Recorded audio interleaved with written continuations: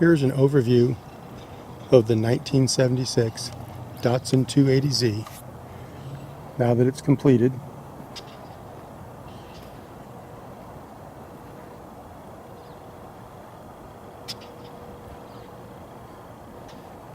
So this is what it looks like, full electric.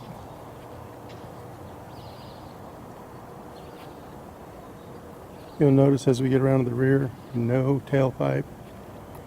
There's no exhaust. Let me drop down here. No fuel tank. Nothing. All I see is the differential and the rear suspension.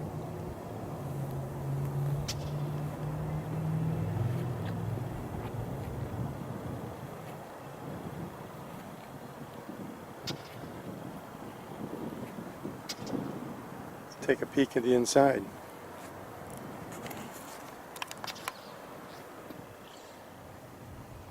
Well, it doesn't look too different. Aftermarket steering wheel, aftermarket stereo.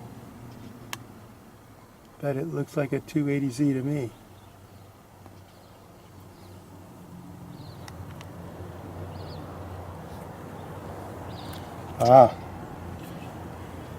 In the rear we can see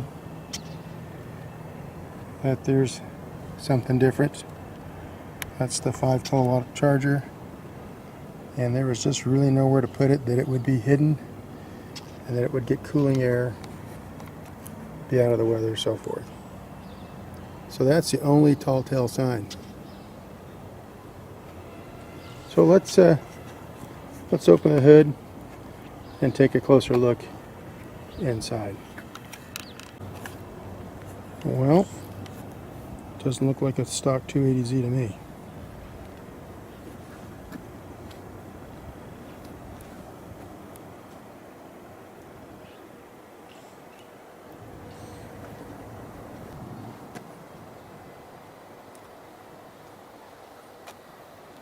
So let's kind of give an overview here. What we have is the 12 volt auxiliary battery in the exact same position it was originally. We've added some electronics here. Our AVC2, which works with our J1772 charge port, which we'll show you in a moment. You see our inertia switch, you see the fuse block, terminal strips, which are really great when it comes to having to do any testing or anything. Everything is real easy to get to and take readings if you ever needed to. Our main disconnect right here, easy to get to. This of course is the front battery pack. There's 22 cells in there, 11 on each side, and we'll show you the inners of that.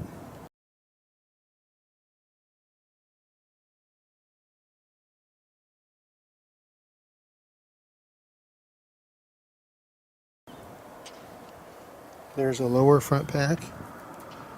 There's 8 cells in there.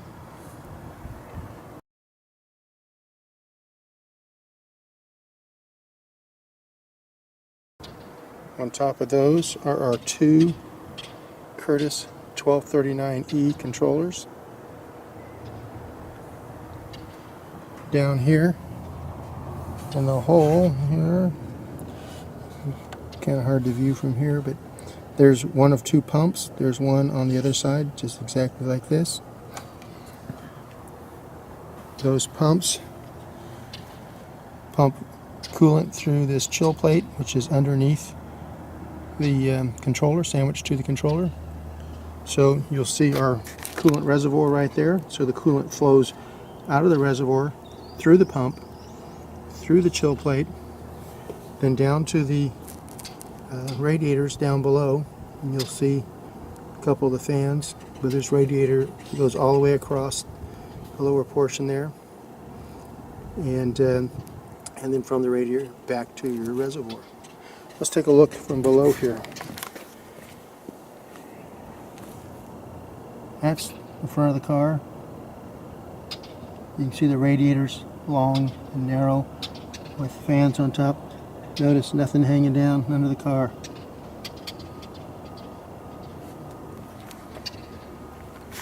There's our contactor box has our main contactors in there, our fuses, our pre-charge relays, our pre-charge resistors, all that type of stuff is in that box. Over here on the driver's side of our front battery box is the vacuum pump. Vacuum reservoir is down below. There's the throttle and throttle linkage.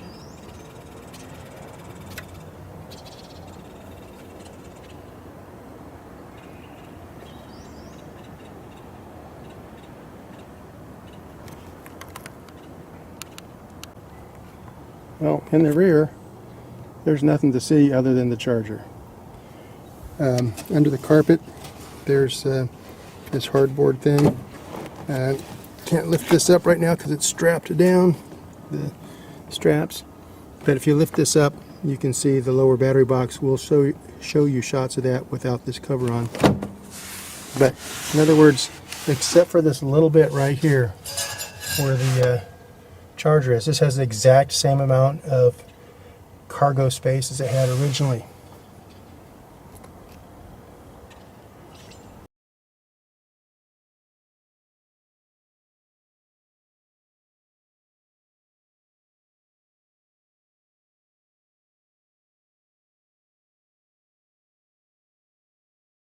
Another shot of the dash from the back here.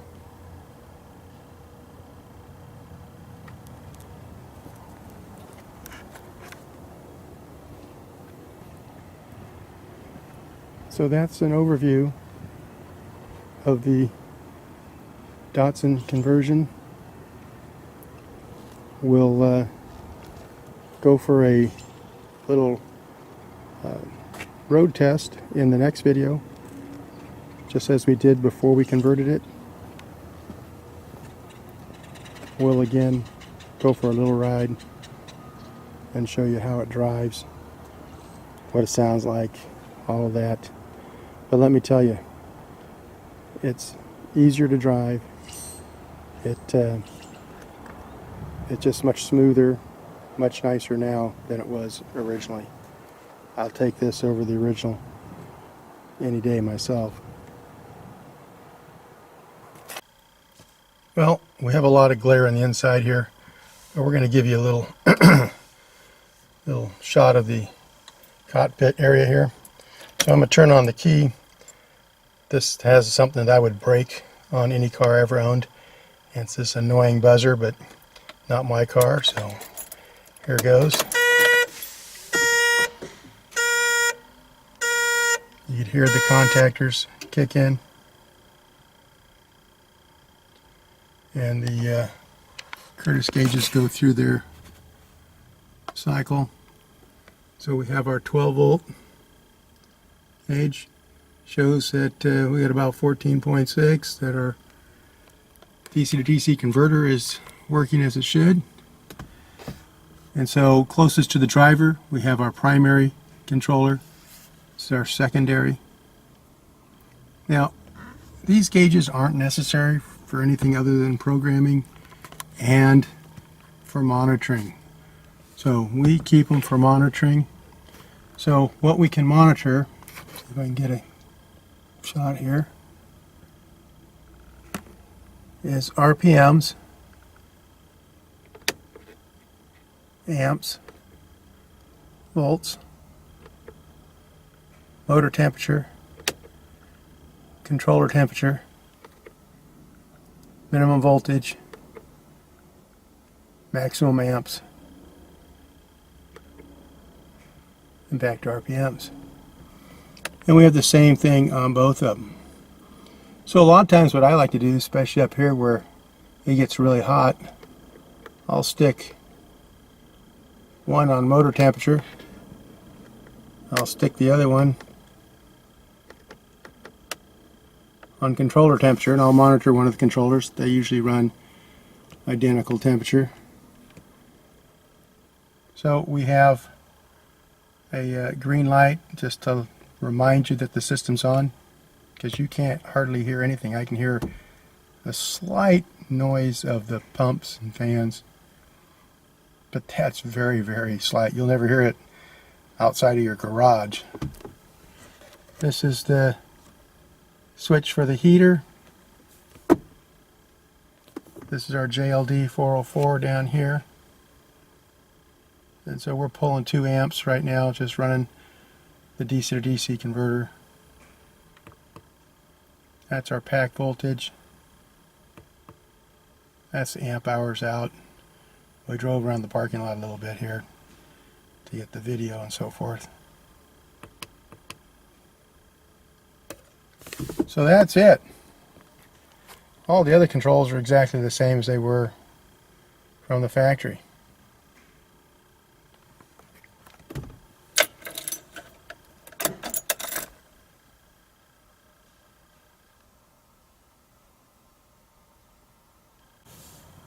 So here's the stock filler flap, and inside that's our J1772 charge port.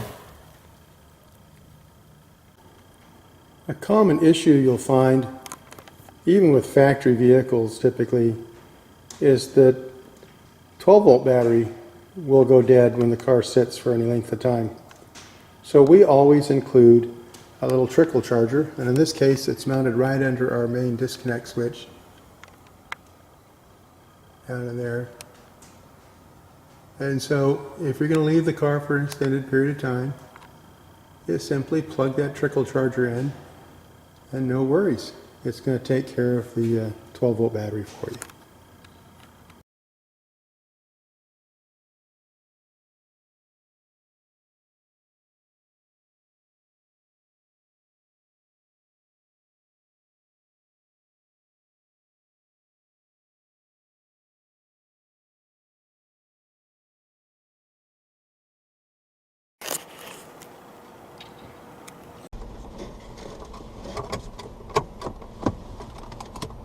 Okay,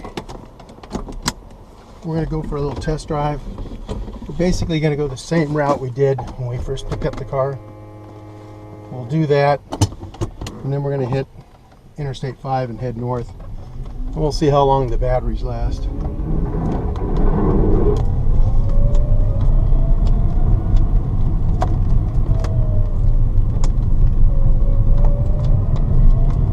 I'm in first gear right now. Don't normally use first gear.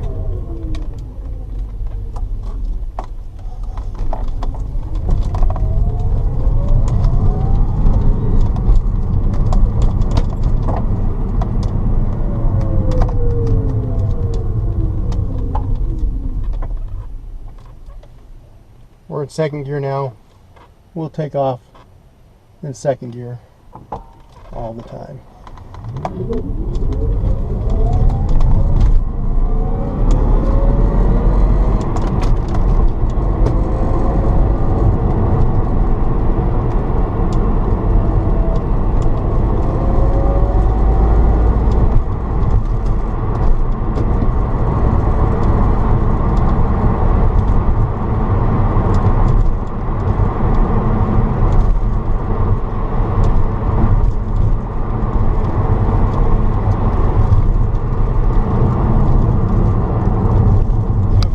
Watch our original video when we received this vehicle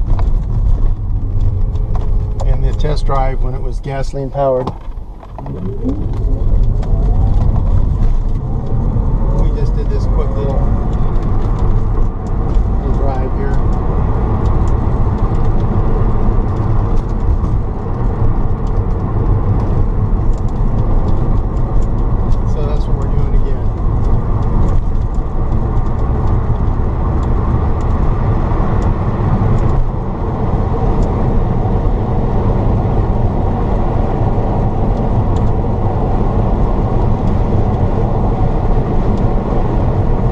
About 2,600 RPMs right now.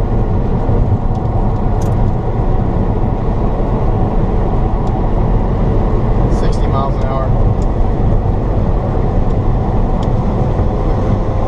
Take it up to 70 real quick here. Here's 70. 3,100 RPMs.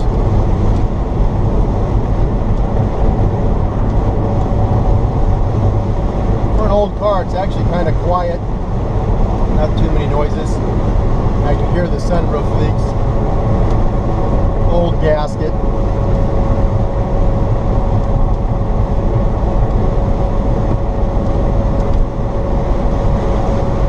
Running about 67, pulling about 158, 160 amps.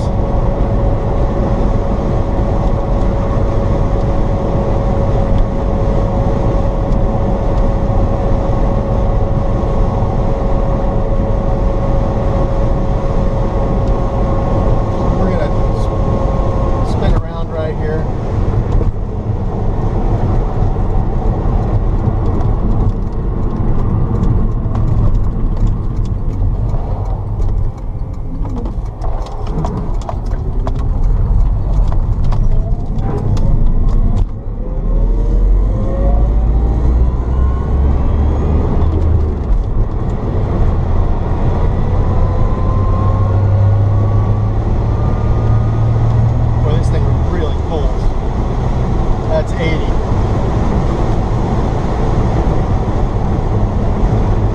This AC 35 times 2. Boy, you start getting up 4,000 to 6,000 RPMs, it cools like a son of a gun.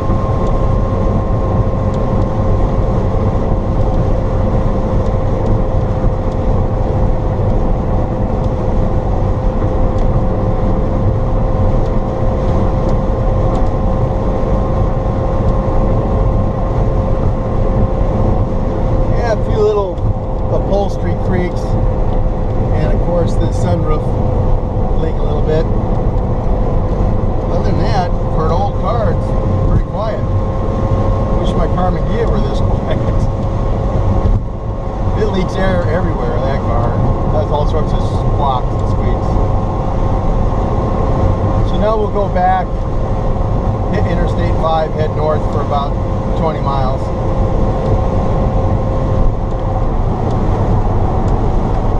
Off the throttle, the amount of deceleration is nice on this.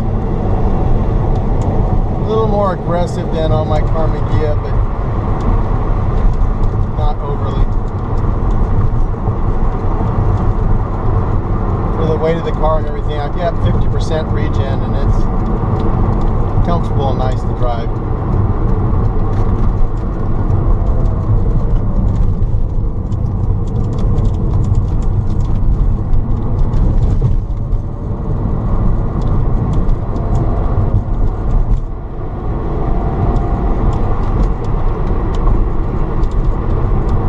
Carmen Ghia is 1,000 pounds lighter. I only run 30% regen on it.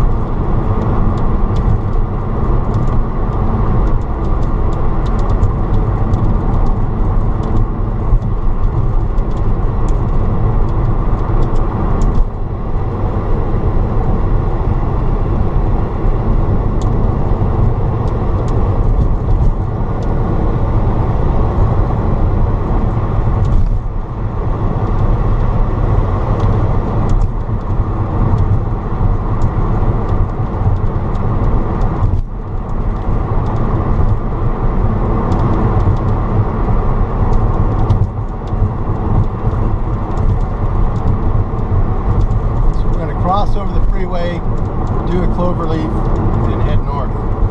We're heading east right now, approximately.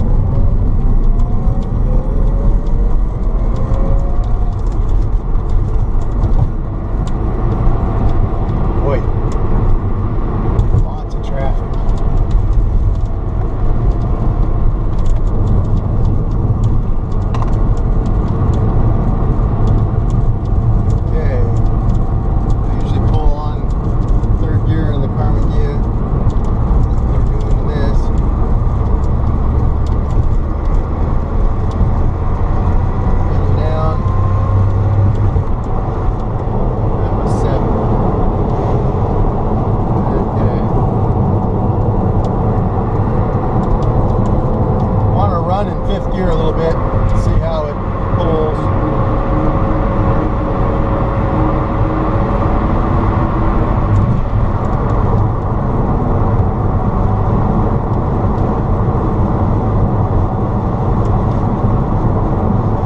So running about 32, 33, about 73 miles an hour.